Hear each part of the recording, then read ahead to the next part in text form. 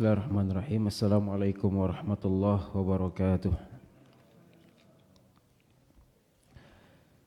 Innal hamdalillah nahmaduhu wa nasta'inuhu wa nastaghfiruhu wa natubu ilaih. Wa na'udzu billahi min shururi anfusina wa min sayyiati a'malina. Man yahdihillahu fala mudilla lahu wa man yudlil fala hadiya lah. Asyhadu an la ilaha illallah wahdahu la syarika lah. Wa asyhadu anna Muhammadan abduhu wa rasuluhu la nabiyya wa la rasula ba'dah.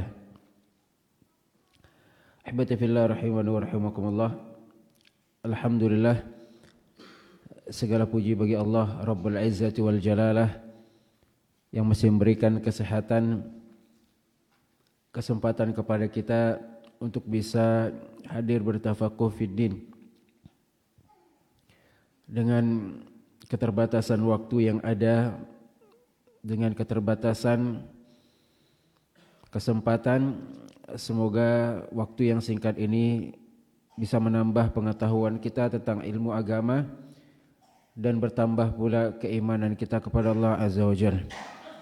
Karena sejatinya ilmu yang kita pelajari hakikatnya adalah khasyatullah, menambah keimanan dan takut kepada Allah Azza wa Jalla. Bukan ilmu yang hanya sekedar pengetahuan semata, menghafal, mempelajari, memahami. Tapi yang paling penting daripada itu adalah mengamalkan.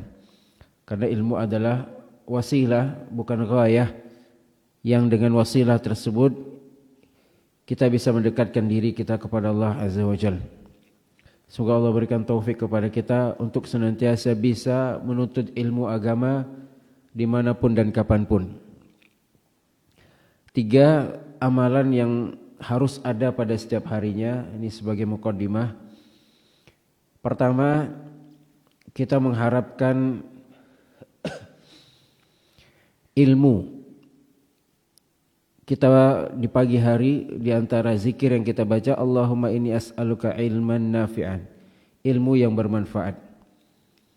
Apa makna ilmu yang bermanfaat? Itu ilmu yang membuahkan amal. Apabila ilmu tidak membuahkan amal, maka bisa saja ilmu ini ilmu yang mudarat, istidraj malah. Yang kedua adalah wa amalan mutaqabbala, amalan yang dikabulkan Allah.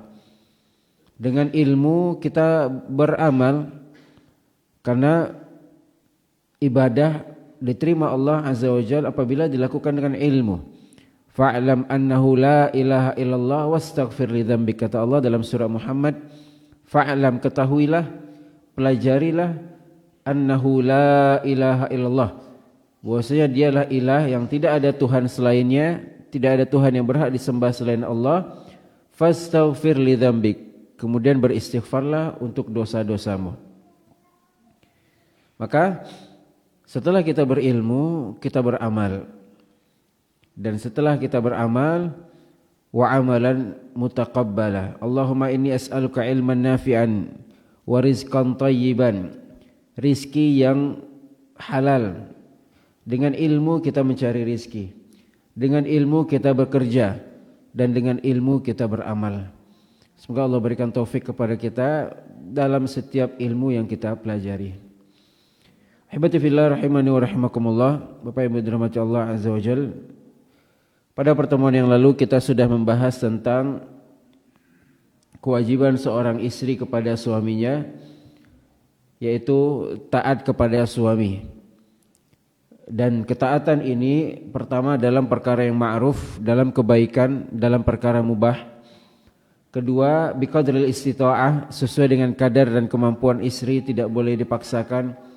Kemudian ma ta'allaq bi alaqati zaujiyah, yang ada kaitannya dengan hubungan rumah tangga.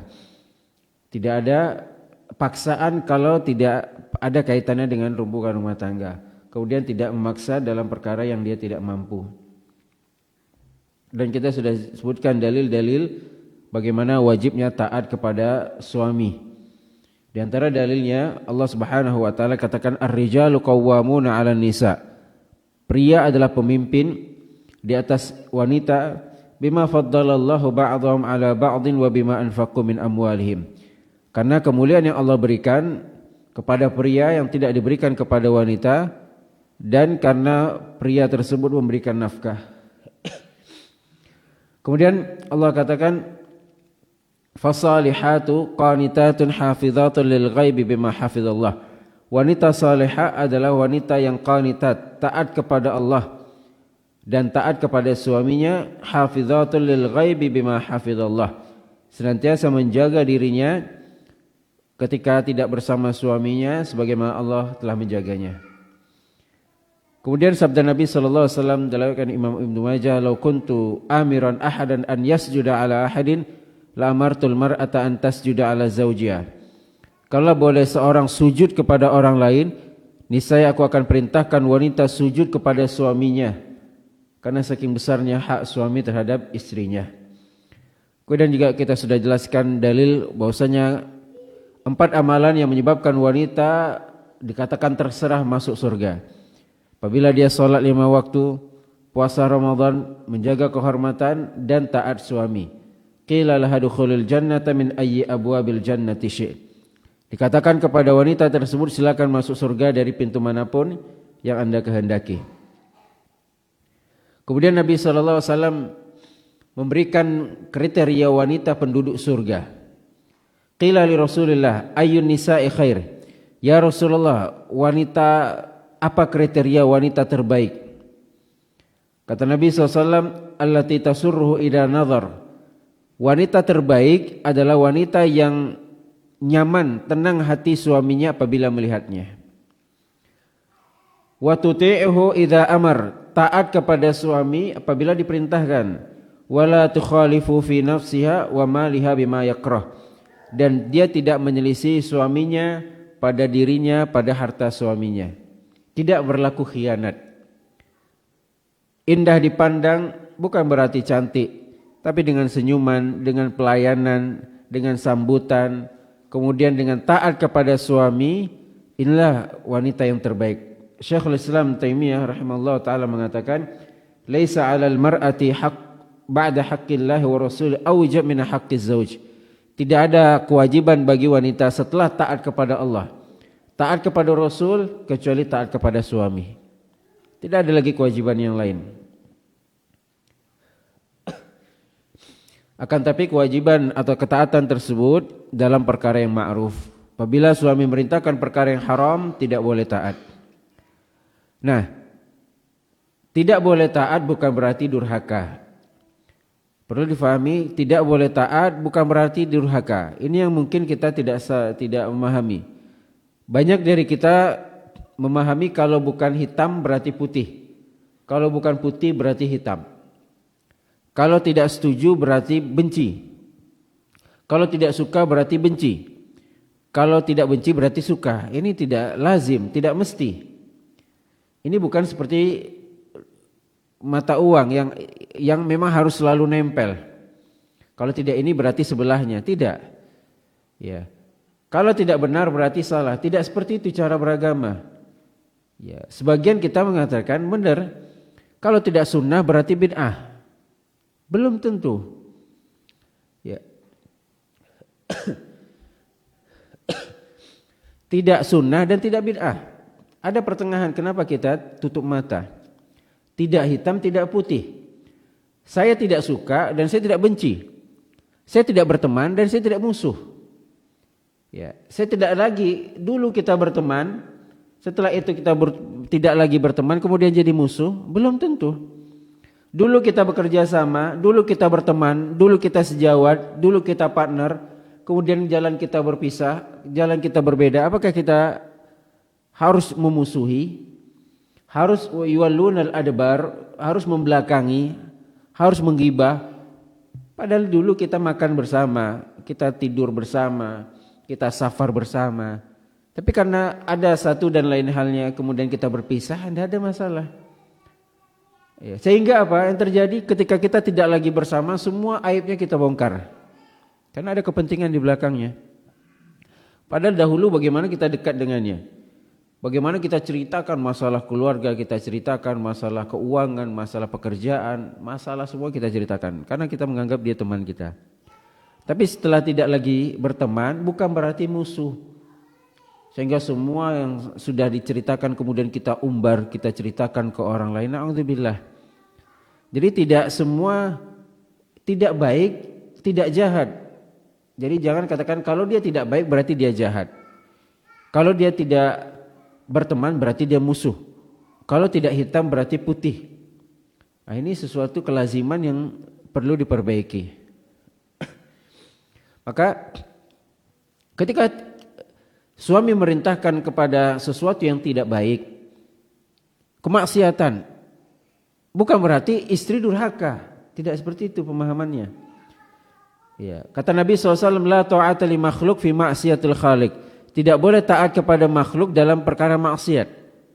Orang tua memerintahkan kita untuk melakukan maksiat. Apa yang Anda lakukan? Kebanyakan kita durhaka. Maka kita katakan Anda jatuh daripada, Anda selamat daripada satu dosa dan jatuh ke dosa yang lain. Orang tua mengajak dalam perkara maksiat karena keilmuan mereka, karena kejahilan mereka, dan mereka menganggap itu baik, mereka menganggap itu suatu agama, mengajak kepada ritual-ritual yang tidak diajarkan Nabi, suatu kemungkaran. Kemudian kita menolak dengan durhaka. Ya, ini kemungkaran yang lain. Bisa saja kemungkaran yang kita lakukan itu ijma'. Tidak ada khilaf di dalamnya. Tapi apa yang dilakukan orang tua kita masih ada kemungkinan-kemungkinan. Pertama, apabila dia tidak tahu, bodoh, ada udzur bil jahal, ada udzur bagi orang yang tidak tahu. Atau ada syubhat. Ya, ada syubhat yang mungkin dia mendengar Ustadz A mengatakan ini, Ustadz B mengatakan, dan semua menginginkan kebaikan. Tapi apa sikap kita sebagai anak? Kebanyakan kita durhaka, dan ini tidak ada khilaf di sana. Nah, ini yang perlu adab. Ya, subhanallah, Bapak Ibu dirahmati Allah Subhanahu wa taala. Ini kita sedang musim dalam pro dan kontra. Satu yang merokok ditampar gurunya, yang satu sampai ngesot, sampai cium tangan, sampai, maka kita katakan tidak ini, tidak pula itu. Ada pertengahan. Guru wajib kita hormati. Guru wajib kita taati. Kenapa? Karena dia orang tua kita. Kita inginkan ilmu dari guru kita, maka kita harus beradab. Nah, tapi adab kepada guru juga ada barometernya. Adab dan akhlak ada yang dari segi syariat diatur oleh Islam. Kita boleh baca Adabul Mufrad, kita boleh baca kitab-kitab tentang adab, Kitabul Jami'. Karena buah karya Ibnu Hajar Asqalani dalam Bulughul Maram berbicara tentang adab. Nah, adab-adab yang itu tergantung kebiasaan masyarakat. Jadi adab itu satu diatur oleh syariat, seperti salam, bagaimana tata cara salam, bagaimana menghormati orang tua. Ada adab yang diatur oleh adat. Nah, adat ini syaratnya dua. Pertama, tidak menyelisih syariat. Silakan lakukan adat apapun selama tidak menyelisih syariat. Tapi adat yang kita lakukan menyelisih syariat, tidak boleh adatnya dipakai. Contoh misal, adat kami wanita lebih banyak dapat warisan dibandingkan laki-laki. Mohon maaf, adat seperti ini bertentangan dengan syariat. Karena syariat Islam sudah diatur lidzakari mithlu hadzil unsain, 2:1. Kemudian syarat. Adat ini tidak menyalahi syarat. Apa itu? Misal, adat kami semua orang poligami. Kami di kampung ini tidak ada yang poligami misal. Tapi si wanita sudah memberikan syarat, saya mau dinikahi tapi jangan dipoligami. Maka wajib kita taati syarat itu. Meskipun adatnya, karena adat ini harus tunduk dengan syarat. Ya. Maka mungkin berbeda adab dan di masyarakat berbeda, zaman juga berbeda. Seperti di Saudi. Adab yang ada di Saudi itu tidak ada cium tangan, Mbak. Anak-anak kecil itu salam biasa saja dan itu tidak aib. Tidak aib. Nah, di sampai di Indonesia adat kita cium tangan. Justru jadi aib kalau kita pakai adat di Saudi, kita pakai ke sini. Di Saudi, syekh itu dicium keningnya. Ulama, ustaz dicium keningnya. Kalau saya dicium ke kening saya geli saya. Nak mau saya. Boleh dicek ustaz siapa yang mau dicium keningnya. Kalau di Saudi itu adatnya. Dipakai di Saudi monggo silakan. Tapi di Indonesia dicium tangannya. Jangan dicium keningnya karena tidak ada adat kita dicium kening seperti itu. Dan ini adat kebiasaan. Ya. Di tempat kita adat itu ustaz itu pakai sorban. Itu adat. Adatnya Saudi ustaz itu pakai shimah kutroh. Aib orang Arab itu Pak. Aib dia kalau pakai gituan. Kalau tidak pakai gituan. Karena yang membedakan Arab dan non-Arab itu yang tadi. Datang kita, orang kita hidung pesek pakai gituan, ceramah, bahasa Minang, bahasa lucu. Walaupun boleh saja kita ngikuti silakan. Tapi jangan kita katakan itu ibadah. Karena itu adat. Adat kita pakai sarung. Adat kita pakai batik. Jangan katakan ini yang pakai batik ini ahli bid'ah. Yang pakai peci hitam ini ahli bid'ah. Tidak, itu adat. Ya. Maka berbeda adat, berbeda kebiasaan, berbeda uruf dan seterusnya. Mohon maaf, sarung itu pun di sebagian daerah itu aib pakai sarung. Karena mohon maaf yang pakai sarung itu berarti indikasi baru berhubungan tadi malamnya. Pakai sarung dia, itu adat dia. Kalau kita sarungnya pakai ke masjid, adat. Iya. Maka ihbati fillah rahimani wa rahimakumullah. Perlu kita pahami bahwasanya kelaziman yang sering kita munculkan inilah yang sunnah. Alhamdulillah kita pelajari ini yang sunnah. Tapi selain itu apakah bid'ah? Kita yang mengatakan itu, padahal belum tentu. Ya. Siapa dari kita yang berani mengatakan andai kata seorang terkejut di dalam sholat, ya, berdiri, ada bacaan berdiri itu astagfirullah Pak. Dalam sholat berdiri kita baca Al-Fatihah, baca ayat. Kemudian terkejut, astagfirullah, batalkah sholatnya? Sunnah atau bid'ah itu? Batalkah sholatnya? Batal Pak. Ada orang petasan, kejut astagfirullah dalam sholat. Batalkah sholat kita atau tidak? Tidak. Sunnahkah bacaan astagfirullah tadi? Sunnahkah? Tidak. Bid'ahkah? Juga tidak.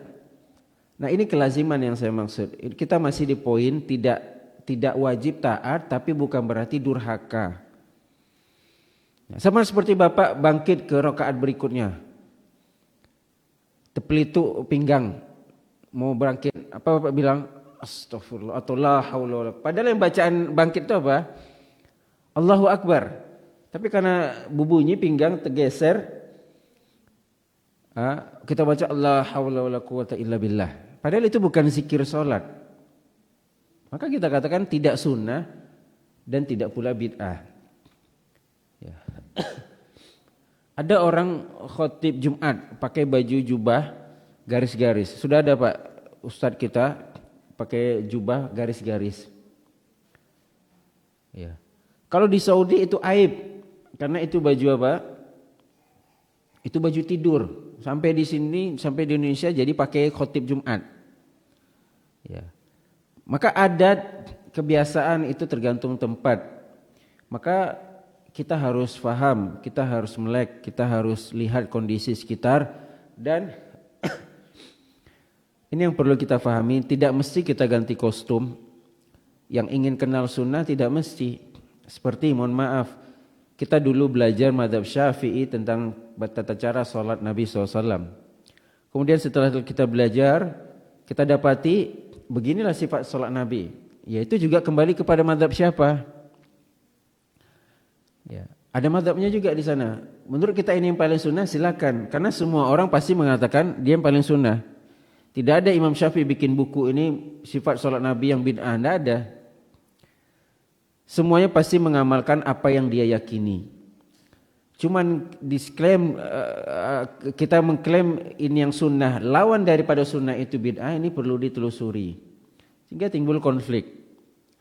Ya, seperti ya Ustaz, apa hukumnya Ustaz? Di tempat kami masjid tidak sunnah, ini kami solat di masjid sunnah. Apa makna masjid sunnah, masjid tidak sunnah itu definisinya apa? Apa makna masjid sunnah? Tidak ada penamaan seperti itu. Dan urusan kita di dalam solat itu ya sudah, kita solat berjamaah selesai. In asabu falahum walakum, kata Nabi. Apabila imamnya benar, kalian dapat pahala, imam dapat pahala. Wa in akhtau falakum wa alaihim. Kalau imamnya salah, kalian tetap dapat pahala, imam yang tanggung. Kemudian kita bertakalluf, kita mencari masjid yang tanda kutip masjid sunnah, itu tidak boleh. Ini istilah bid'ah juga. Semua masjid, wa annal masajida lillah, masjid itu semua milik Allah, kecuali masjid yang sudah dikhususkan, Masjid Haram, Masjid Nabawi, Masjid Aqsa baru. Maka kita lihat Nabi Ibrahim alaihissalam ketika ayahnya mengajaknya untuk menyembah patung yang dibuat ayahnya sendiri. Apa kata Nabi Ibrahim? Duluan lah ya, kalau bahasa kita, duluan lah ya, lagi enggak enak badan. Faqala inni sakim, saya sakit. Nah, ini teknik. Nah, Ibrahim tidak ada dia mencak-mencak, Ibrahim tidak ada dia durhaka, tidak. Maka perlu kita fahami, tidak taat bukan berarti durhaka. Itu poin yang ingin saya tekankan. Karena tidak mesti hitam dan putih. Kalau bukan putih berarti hitam. Kalau bukan sunnah berarti bid'ah. Kalau bukan tauhid bukan berarti syirik. Bolehkah kita mengucapkan sekiranya, seandainya, Pak? Boleh, Pak? Sekiranya, seandainya, bolehkah? Saya agak kurang sehat, Pak. Jadi mungkin butuh diskusi sedikit. Silakan, Pak. Bolehkah kita mengatakan seandainya? Tidak mutlak. Memang tidak boleh sama sekali, Pak, atau ada rincian? Membuka pintu syaitan. Memang tidak boleh kita berandai-andai, Pak, ya. Ada pendapat lain? Berandai-andai masa lalu, masa depan? Kan itu jawabannya. Kalau masa lalu tidak boleh, kalau masa depan?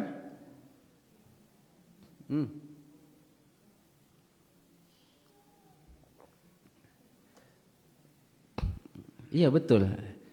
Yang masa lalu tidak boleh. Kejadian yang sudah terjadi tidak boleh. Masa depan boleh.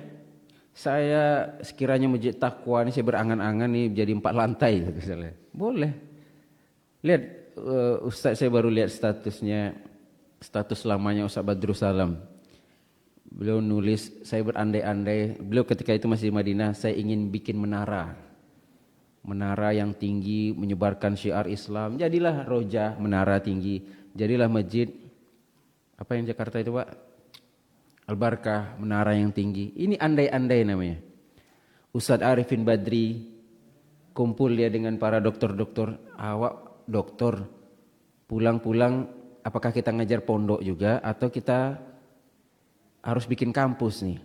Kenapa? Karena nanti anak pondok ini kemana pergi mereka? Sementara kapasitas terbatas. Kumpul dia dengan kawan-kawan beberapa orang. Kita berandai-andai, kita bikin kampus, yuk jadi. Maka berandai-andai ke depan itu, bercita-cita itu boleh. Nah, ternyata cita-cita kita tidak tercapai, kita katakan qadarullah. Salah nih, coba kalau arahnya ke sana, pasti tidak akan terjadi. Nah, itu yang dilarang. Bolehkah kita mengucapkan antum muslim? Antum muslim? Yakin atau insyaallah? Bolehkah kita mengucapkan saya muslim insyaallah? Mukmin, saya mukmin insyaallah, boleh tidak? Mukmin antum yakin atau insyaallah? Mukmin yakin atau mukmin insya Allah? Hah?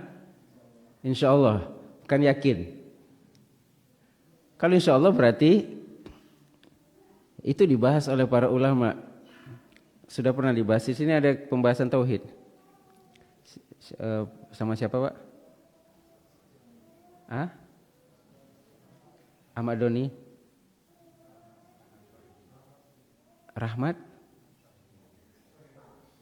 Sama Solihin? Hah? Pembahasannya apa? Kitab Tauhid. Syekh Muhammad Abdul Wahab. Alhamdulillah. Sudah bab apa itu ya? Pokoknya saya hadir, saya tahu apa yang dibahas Ustaz. Alhamdulillah lah. Alhamdulillah ada pembahasan. Nah, di sini juga dibuat bab khusus ucapan kita, saya mukmin insyaallah. Bang kameramen belakang lah kita tanya. Boleh enggak, Bang? Bang Sip.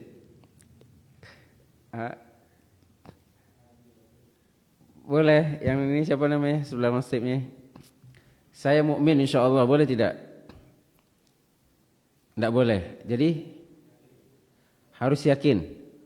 Berarti kita mentazkiyah diri kita ya. Apakah kita yakin kita ini seorang mukmin?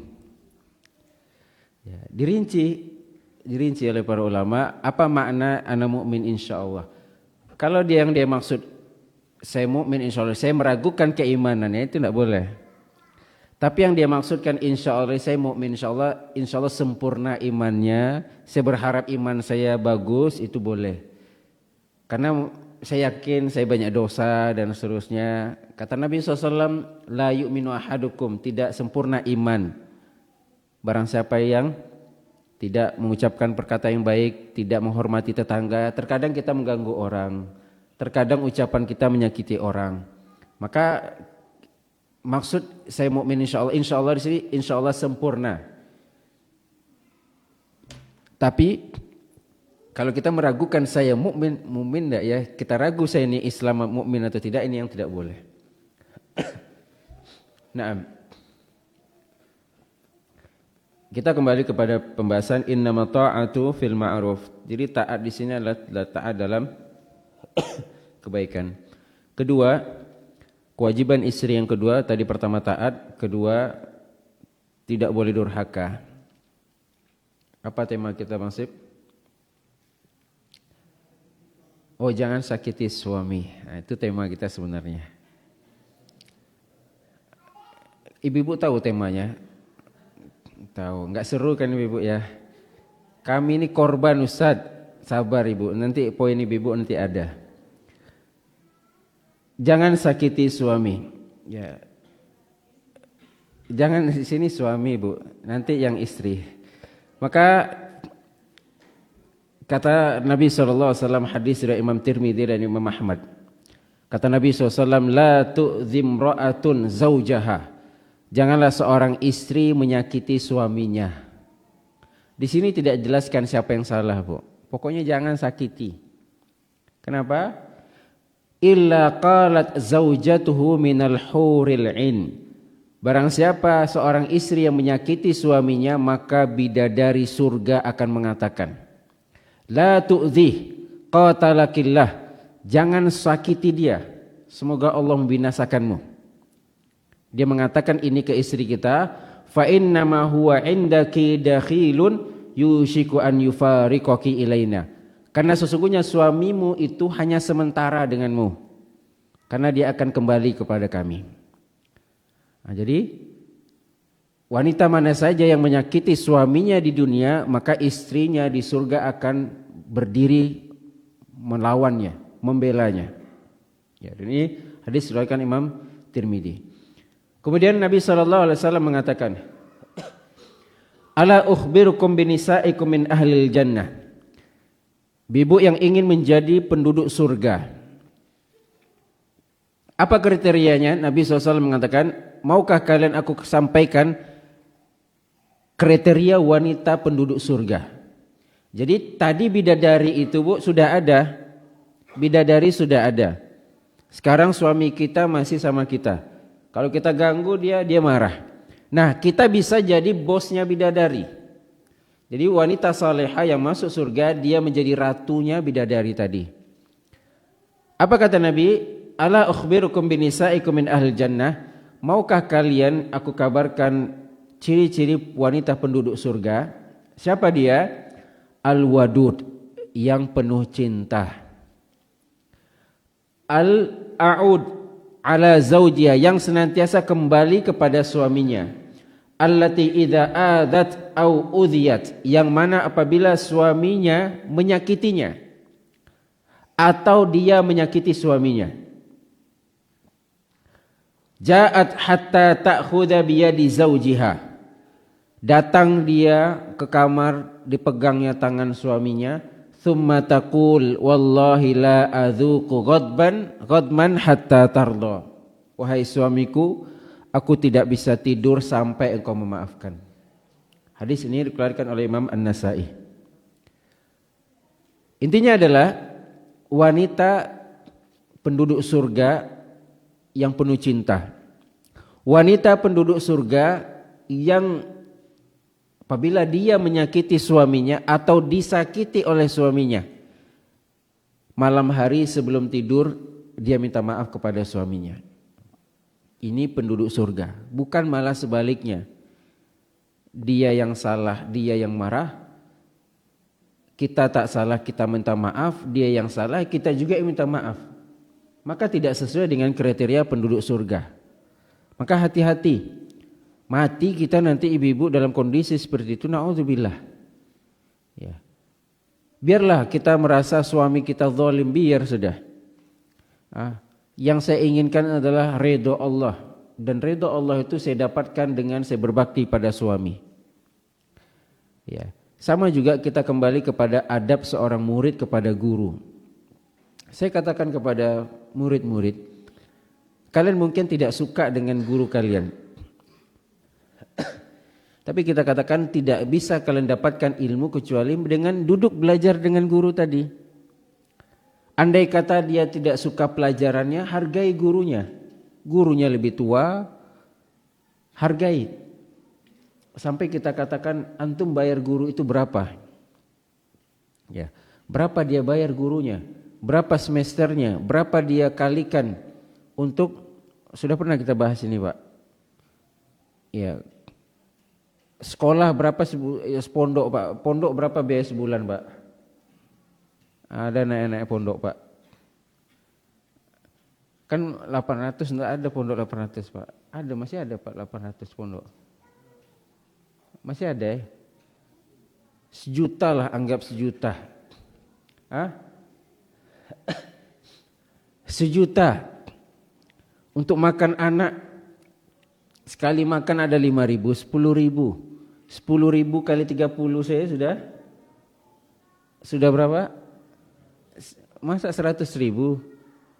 Oke Sad, belum lagi listriknya, belum lagi penginapan, kasurnya, itu kan gratis semuanya itu.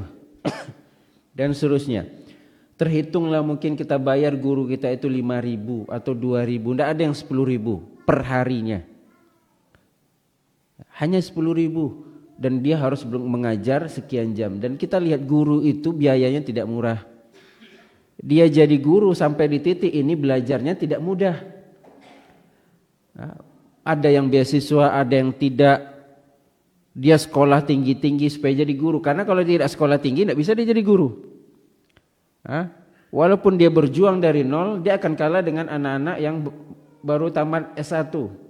Padahal kita perintis sih Pak. Karena tidak ada ijazah, kalah kita dilengsarkan kita sama anak-anak yang sudah S1, fresh graduate. Belum lagi ketika kita melamar itu, belum lagi seleksi ketat dan sana sini, belum lagi gaji yang tidak seberapa.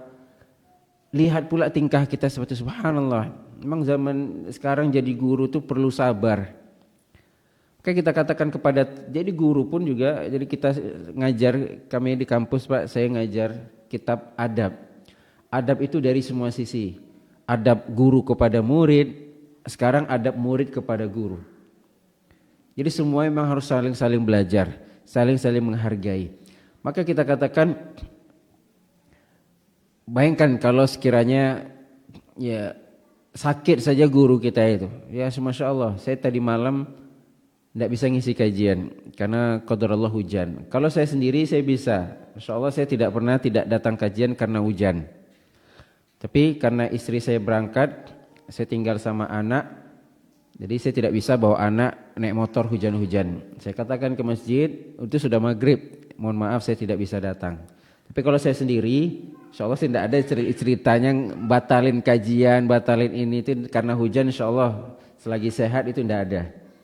Tapi karena saya bawa anak, makanya saya katakan saya batalkan kajian. Maka kita lihat perjuangan para ustadz, para guru, Masya Allah. Maka kita hargai dari segi itunya. Kita anggap tidak suka pelajaran faraid, matematika, bahasa Inggris, kita hargai guru kita ini sudah meluangkan waktunya, dia lebih tua, dia orang kita, hargai dari segi itu. Kedua, andai kata kita tidak suka dengan pribadi gurunya, karena memang tidak semua ustadz itu bagus, betul. Tidak semua ustadz itu mengamalkan apa yang dia katakan benar sekali, Pak. Betul. Saya pernah sampai di level itu dan sering sekali saya sampai di level itu sampai saya mengatakan ada Pak dulu pernah satu fase saya tidak mau kajian sedikit pun, khutbah Jumat, tidak mau sholat Id, saya tidak mau, saya off-kan semua. Pernah saya di level itu. Akhirnya kita minta nasihat dan seterusnya. Karena kita merasa kita bodoh, kita merasa kita berdosa, kita merasa ini dan itu. Bertanyalah kita kepada guru, Ustadz, kami menyampaikan ilmu sementara kami belum tentu mengamalkan ilmu kami. Bolehkah Ustadz?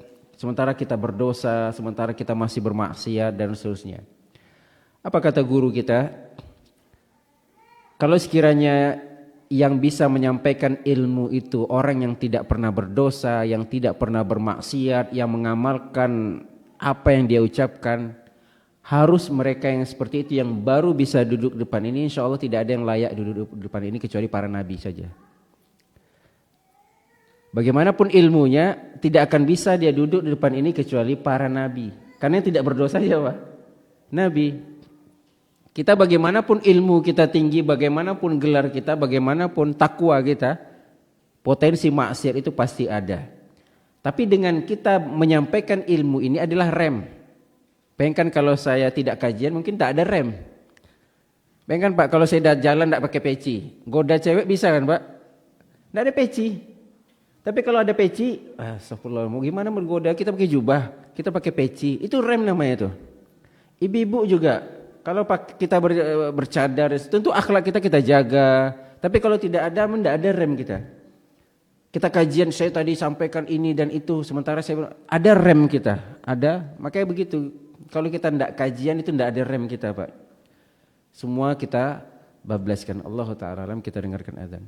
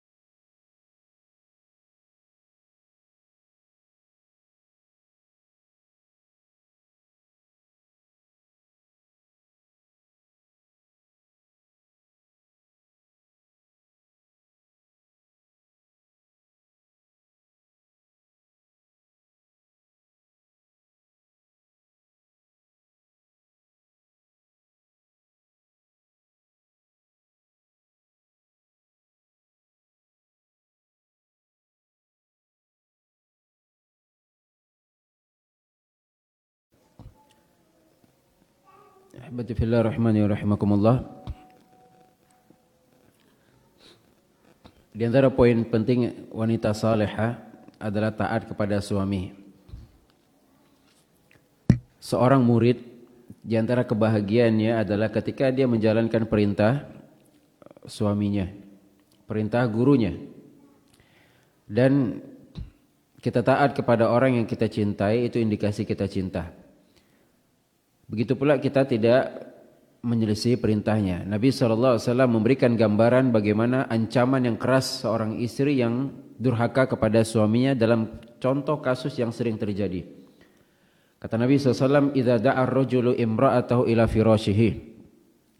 Apabila seorang suami mengajak istrinya ke kasurnya, fabata ghadbana 'alaiha la'anathal malaikatu hatta tusbihah. Suaminya mengajak untuk berhubungan badan, ternyata istrinya menolak dengan 1001 alasan. Capek lah, anak lah, inilah, itulah. Nabi tidak jelaskan di sini alasannya apapun. Fabata ghadban, yang mana ketika istri tidak taat dan suami tidur dalam kondisi marah, dalam kondisi menahan, dalam kondisi murka. Apa kata Nabi? La'anat hal malaikatu hatta tusbiha. Maka niscaya malaikat akan melaknat wanita tersebut sampai pagi hari. Jam 9 kejadiannya, hitunglah. Di hadis yang lain Nabi katakan hatta tarji'a, sampai istrinya mau. Seminggu ibu ngambek enggak mau, maka selama itulah. Makanya tak heran kita merasa mungkin kita cantik. Mungkin ibu-ibu menganggap, kenapa dia masih selingkuh ya? Kan saya lebih cantik daripada selingkuhan. Dan memang ternyata selingkuhan itu terkadang tidak lebih cantik daripada istri sah. Tapi bagi mereka mungkin mereka merasakan kenyamanan. Mereka merasa dihargai. Apa yang diinginkan dituruti. Sementara istrinya yang cantik tadi melawan. Istrinya yang cantik tadi tidak taat. Maka bagaimanapun kecantikan kita, bagaimanapun kekayaan kita, tapi kita tidak taat kepada suami, maka suami itu hanya ingin satu, dihargai. Ternyata dia tidak dapatkan itu di rumah. Tak heran terjadi perselingkuhan. Ibu-ibu kalau tidak masak, kita bisa pergi ke warung, Pak. Tidak ada makanan, sibuk main scroll-scroll TikTok, ya sudah, kita marah, kita makan di warung. Selesai, Pak ya. Nah, jumpa kakak-kakak yang masak, yang hidangkan makanan di kafe, lama kita nongkrong di kafe. Bisa ada solusi. Ibu tidak nyuci, pakaian numpuk, tidak disetrika-setrika. Ya sudah dibawa ke laundry. Saya sebelum berangkat tadi, "Bi, laundry Bi, siap." Saya titipkan ke laundry baru saya ke sini. Alhamdulillah. Tapi kalau dalam perkara syahwat, ibu tidak berikan, kemana Bapak akan lari? Kemana kita akan pergi? Andai kata kita beriman, bertakwa, kayak pergi kajian, alhamdulillah, hilang. Tapi kalau sebagian kita tidak beriman, tidak bertakwa, dia akan lampiaskan. Ditambah sekarang sudah mudah, ibu. Aplikasi sekarang sudah banyak. Scroll itu sudah banyak yang menawarkan dirinya mudah dengan harga murah. Kemudian kita marah suami kita seperti itu. Pertanyakan, apakah kita sudah menjaga suami kita atau tidak? Sementara pernikahan itu, tujuan pernikahan adalah menjaga kemaluan. Fa innahu aghaddu lil basar, karena sungguhnya menikah itu menjaga kemaluan, menjaga pandangan. Wa ahsan lil faraj, dan menjaga kemaluan. Ternyata kemaluannya tidak bisa terjaga, hasratnya tidak bisa terlampiaskan. Kenapa? Karena ibu sibuk kajian misalnya. Mana mak kajian? Sementara kita pulang kerja misalnya, mana adik sedang puasa misalnya.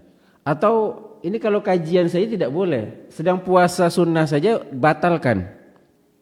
Apalagi ini bukan perkara-perkara yang syar'i. Ya memang kita faham ibu-ibu letih, ibu-ibu capek. Maka mungkin tidak bisa kita layani saat ini. Maka kita di sini syahidnya adalah fabata ghadban. Inti jangan sampai suami kita marah. Walaupun tetap tidak kita lakukan, tapi jangan sampai dia marah, itu intinya. Kita sampaikan uzur, kita sampaikan maaf, kita sampaikan janji dan seterusnya. Intinya jangan sampai suami kita marah. Subhanallah, saya lihat di TikTok itu kalau suaminya pulang lama dikunci pintu, nanti disediakan selimut tidur di luar, itu tidak ada dalam Islam seperti itu. Suami takut istri itu tidak ada dalam Islam. Pertanyakan kenapa kita bisa takut istri? Ya. Bukan berarti kita berani kemudian kita bentak. Nah, ini salah faham. Saya berani, saya bentak, saya poligami, istri tidak tahu. Tidak seperti itu juga. Ya, tidak ada yang bisa saya ingin poligami, tidak ada yang saya takuti. Kita sudah bahas pembahasan poligami. Poligami itu bukan takut istri, tapi takut apakah kita bisa adil atau tidak. Kita takut hisab. Barang siapa yang tidak adil dalam poligami nanti dibangkitkan pada hari kiamat wasyikuhu ma'il, dalam kondisi mereng, sebagian mengatakan ususnya terurai. Artinya adalah mungkin kita dengan kealpaan kita tidak mood lah atau apapun bahasa kita, tapi wanita salehah dia sadar ini potensi saya masuk surga. Kita tidak memperbudak dan seterusnya, tidak, tapi kebahagiaan kita adalah, kebahagiaan seorang suami adalah melihat istrinya bahagia. Kebahagiaan seorang istri adalah melihat suaminya bahagia. Dan beda Bapak Ibu. Ibu mungkin hasratnya dengan para suami ini beda. Dari segi seksolog juga sangat berbeda. Hasratnya wanita itu seperti ini, laki-laki seperti ini, kebutuhan biologis laki-laki seperti ini, perempuan seperti ini. Jangan kita samakan. Jangan kita banding-bandingkan. Alhamdulillah ketika suami kita senantiasa berhasrat dengan kita, ini indikasi dia pria yang saleh. Indikasi alhamdulillah kita juga menarik hatinya. Tapi kalau dia tidak lagi berhasrat dengan kita, ini kadang kita jumpai 1 bulan tidak ada berhubungan badan. Ini indikasi bermasalah keluarganya. Laki-laki normal tidak akan bisa seperti itu. Laki-laki normal ada pertanyaan besar di sini. Kok bisa tidak ada berhubungan selama 1 bulan misalnya? Ya, itu bukan suatu prestasi. Itu bukan suatu prestasi, tapi dipertanyakan. Apakah lihat Umar bin Khattab radhiyallahu taala an mengatakan tidak ada yang tidak menikah itu kecuali 2 orang. Sudah menikah semua kan Pak ya? Ya. Yang tidak ada yang tidak menikah itu kecuali 2 orang. 1 sudah menikah. Sudah menikah belum? Kuliah, masih kuliah. 1 ajzun, orang yang lemah syahwat. Udzur dia, lemah syahwat, tidak bisa menafkahi secara batin, tidak usah nikah. Tapi kalau dia ingin menikah, sampaikan apa adanya kepada istrinya terima alhamdulillah. Tapi jangan sampai dia menikah ternyata dia tidak bisa memberikan nafkah batin, kezaliman, maka istrinya boleh minta cerai.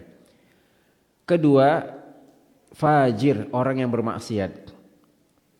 Kenapa? Dia tidak butuh lagi untuk menikah, karena kalau saya ingin saya bisa sama siapapun dimanapun saya bisa, orang fajir. Ya. Kayak mungkin sebagian artis-artis kita lihat tidak nikah-nikah dan seterusnya. Kalau manusia normal itu tidak bisa. Kita lihat pendeta dan seterusnya tidak mau menikah, itu tidak ada. Fitrah manusia itu dia akan salurkan syahwatnya. Dan terbukti ketika dia tidak menikah, kemungkinannya 1 dia berzina. Kedua, LGBT.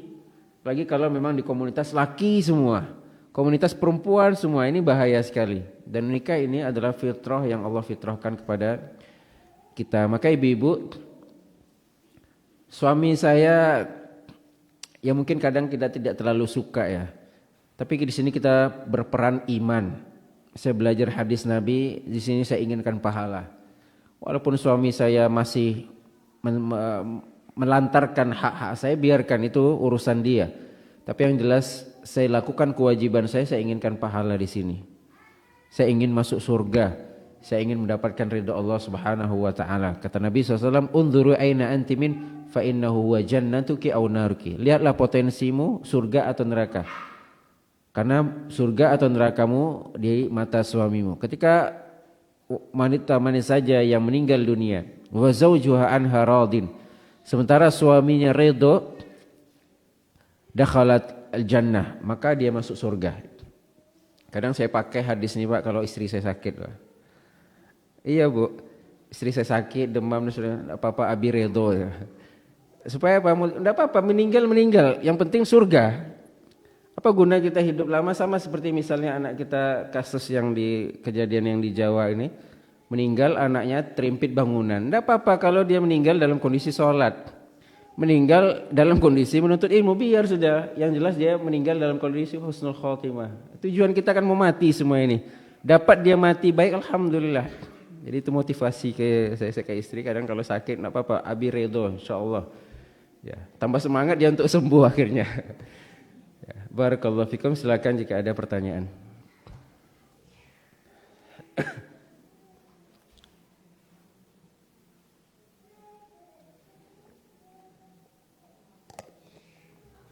Silakan, Pak.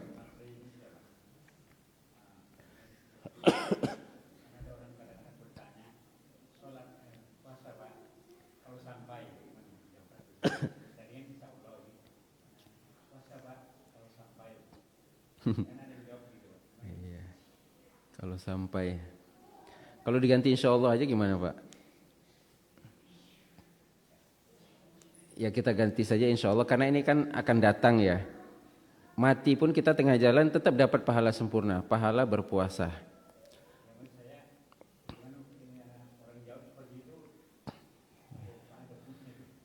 Iya, tidak ada pahalanya sepertinya ya.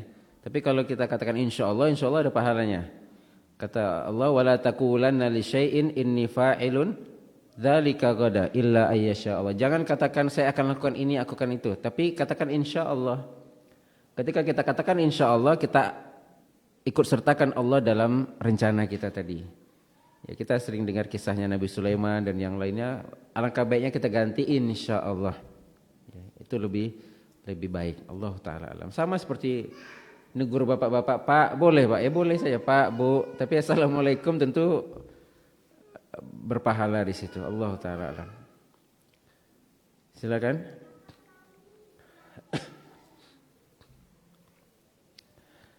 Baik, jika tidak ada, kita simpulkan poinnya.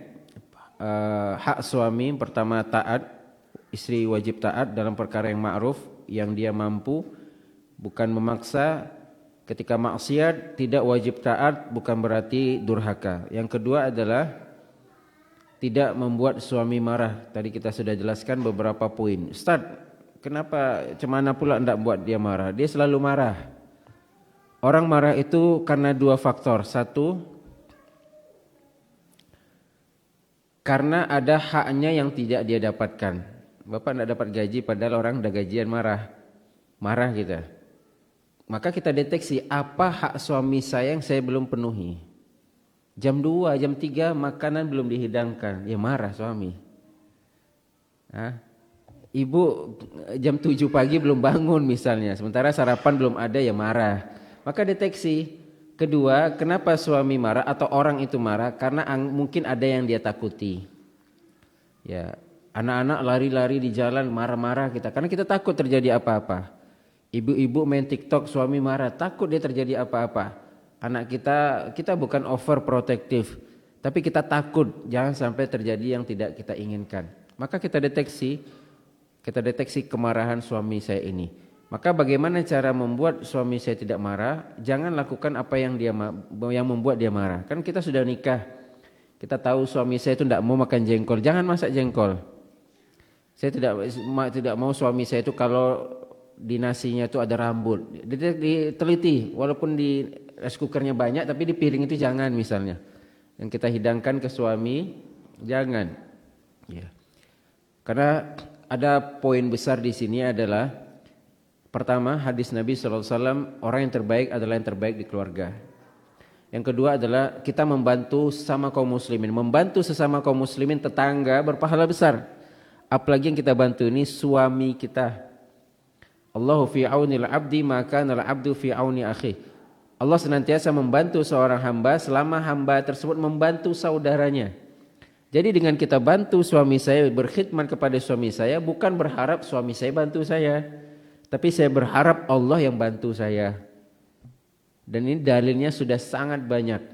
Ketika, ini saya tambah sedikit, ketika terjadi haditsul ifki, tuduhan dusta kepada ibunda kita Aisyah radhiyallahu taala anha, dituduhkan beliau berzina, maka Nabi SAW pun juga hampir percaya. Nabi tidak menuduh, tapi Nabi katakan kalau itu benar. Nabi belum bisa membuktikan. Ini menjadi dalil Nabi tidak tahu perkara yang gaib. Kalau orang sekarang kan bisa dia ini nanti. Nabi tidak tahu perkara yang gaib, tapi Nabi hanya katakan kalau itu benar, istighfar pada Allah, bertaubat. Tapi kan bagi kita itu sama saja dengan menuduh gitu. Diragukan. Maka Aisyah radhiyallahu taala mengatakan fasabrun jamil. Hanya sabar yang bisa saya lakukan sebagaimana perkataan Nabi Yakub alaihissalam. Nah, dia tidak berharap kepada suaminya, yaitu Nabi sallallahu alaihi wasallam. Tapi dia berharap kepada Allah Subhanahu wa taala yang membelanya. Sehingga apa? Dibela Allah Subhanahu wa taala, diturunkan sekian ayat membela bahwasanya Aisyah itu suci dari tuduhan zina tersebut.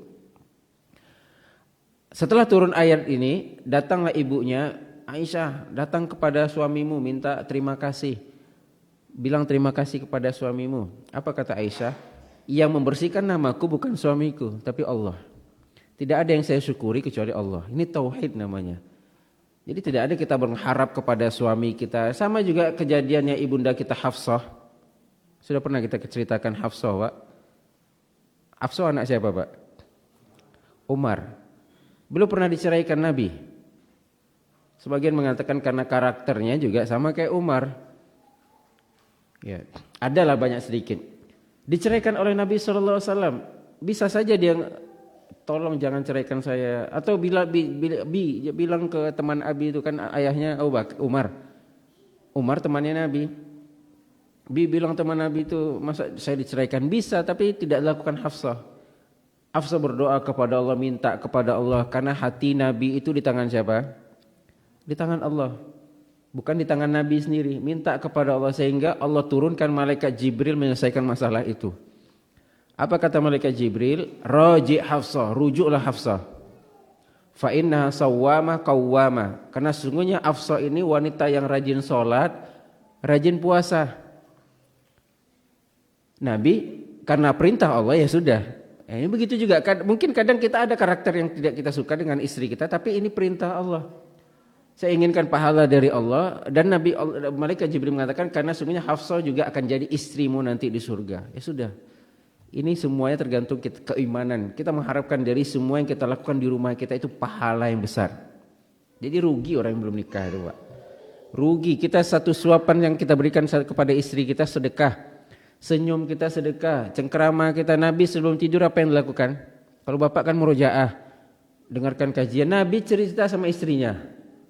Kita kan dengar kajian ini, dengar kajian itu, tahsin ini, tahsin. Nabi sebelum tidur apa yang beliau lakukan? Cerita gimana anak-anak hari ini, gimana. Kemudian tidur. Itulah pahala yang besar. Kapan kita lagi berjumpa dengan istri kita kalau tidak malam? Dari siang kita kerja. Mungkin istri mau cerita tentang anak, tentang tetangga, tentang ini, tentang itu. Itulah momen kita mendapatkan pahala yang besar. Allah Ta'ala alam, cukup sekian yang bisa disampaikan, dan lebih dan kurang mohon maaf. Subhanakallah bihamdik, asyhadu an la ilaha illa anta, astaghfiruka wa atubu ilaik. Assalamualaikum warahmatullahi wabarakatuh.